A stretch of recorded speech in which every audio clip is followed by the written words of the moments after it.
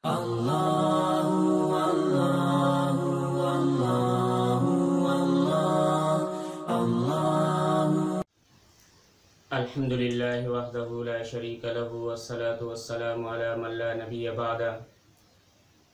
Amma बाद सामीन मोहतरम, रमज़ानुल मुबारक जो मुक़द्दस महीनो आलम इंसानियत जे लाइ मौसम बहार आहे। ईअं सम्झो त मौसम बहार शुरू थी चुको आहे। हिन में ॿ इबादतूं ख़ासि तौर ते अहमियत जे हामिल आहिनि।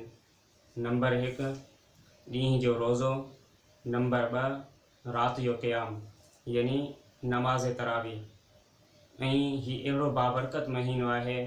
हिन महीने जे अंदरि जेको माण्हू हिकिड़े नफ़िल खे अदा करे थो त अल्लाह तबारक व तआला हुनखे फ़र्ज़ जो सवाब अता करे थो। ऐं जेको माण्हू हिन रमज़ानुल मुबारक जे महीने में हिकिड़े फ़र्ज़ खे अदा करे थो त अल्लाह तबारक व तआला उनखे 70 फ़र्ज़नि जो सवाब अता करे थो।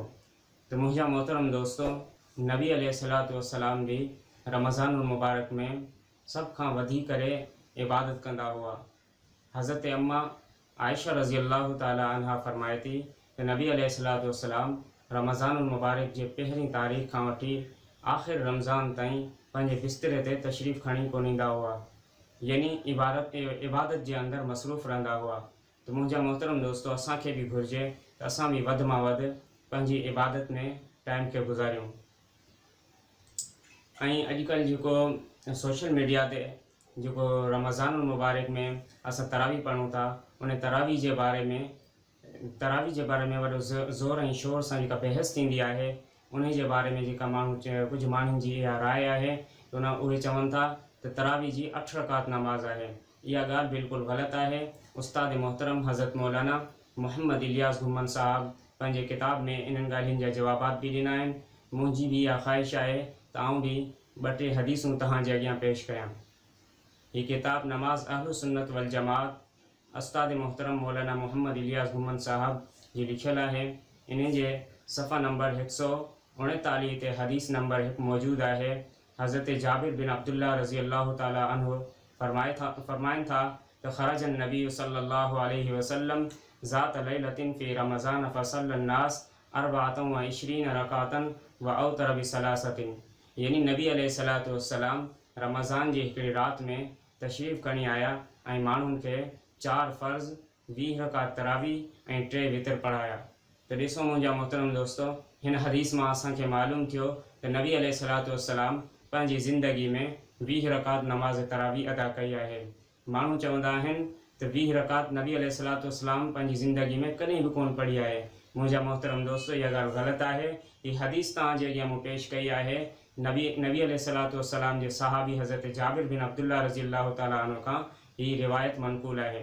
ऐं अॻिते 2 नंबर ते हदीस आहे हज़रत अब्दुल्ला बिन अब्बास रज़ी अल्लाह ताला अन्हु खां रिवायत आहे त अन्न रसूल अल्लाह सल्लल्लाहु अलैहि वसल्लम कान युसल्ली फ़ी रमज़ान 20 रकातन वल वित्री, यानी नबी अलैहिस्सलातु वस्सलाम रमज़ानुल मुबारक में 20 रकात तरावी पढ़ंदा हुआ। त हाणे ॾिसो, ॿी हदीस बि तव्हांजे अॻियां मूं पेश कई। इन जे अंदरि बि असांखे इहा ॻाल्हि मालूम थी त नबी अलैहिस्सलातु वस्सलाम पंहिंजी ज़िंदगी में 20 रकात नमाज़ तरावी पढ़ंदा हुआ। ऐं इहा त नबी अलैहिस्सलातु वस्सलाम जी पंहिंजी ज़ाती ज़िंदगी मां साबित आहे। अॻिते ॾिसूं त असांखे छा ॿियनि सहाबा जी ज़िंदगी मां बि इहा नमाज़ मिले थी या न। अॻिते ख़ुलफ़ाए राशिदीन जे बारे में हज़रत उस्ताद मोहतरम मौलाना मोहम्मद इलियास घुमन साहब पंहिंजी किताब नमाज़ अहलु सुन्नत वल जमात जे सफ़ा नंबर 139 ते हदीस नक़ल कई आहे। हदीस लिखी आहे त हज़रत ख़ुलफ़ाए राशिदीन मंझों हज़रत उमर रज़ी अल्लाह ताला अन्हु, हज़रत उस्मान रज़ी अल्लाह ताला अन्हु, हज़रत अली रज़ी अल्लाह ताला अन्हु, इन्हनि जे दौर मुबारक में भी तरावी 20 रकात नमाज़ पढ़ाई वेंदी हुई। सब खां पहिरीं हज़रत उमर रज़ी अल्लाह ताला अन्हु जे ज़माने में हज़रत उमर रज़ी अल्लाह ताला अन्हु हिकिड़े सहाबी हज़रत उबई बिन काब रज़ी अल्लाह ताला अन्हु खे हुकुम ॾिनो त तूं माण्हुनि खे 20 रकात नमाज़ तरावी पढ़ाईंदो कर।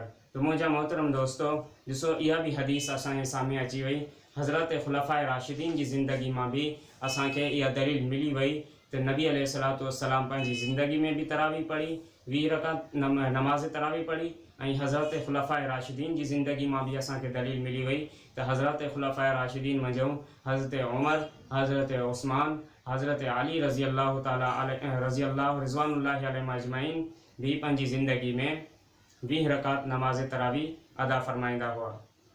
तो मुंहिंजा मोहतरम दोस्तों, जेके माण्हू चवंदा आहिनि त 20 रकात नमाज़ तरावी नाहे, त इहा ॻाल्हि वरी बि मां चवां थो बिल्कुलु ग़लति आहे। नमाज़ अहलु सुन्नत वल जमात असांजे उस्ताद मोहतरम मौलाना मोहम्मद इलियास घुमन साहब जी लिखियल आहे। उन्हनि जी किताब जो मुतालो करणु घुरिजे। हर इंसान खे खपे त उस्ताद मोहतरम साहब दामत बरकातुहुल आलिया जी किताबनि जो मुतालो करणु खपे। हिकिड़ी इहा किताब आहे नमाज़ अहलु सुन्नत वल जमात, ॿी किताब आहे रमज़ानुल मुबारक फ़ज़ाइल ऐं मसाइल। इन किताब जो भी मुतालो करणु खपे।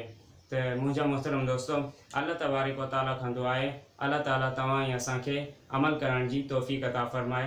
व आख़िर दावाना अनिल हम्दुलिल्लाहि रब्बिल आलमीन।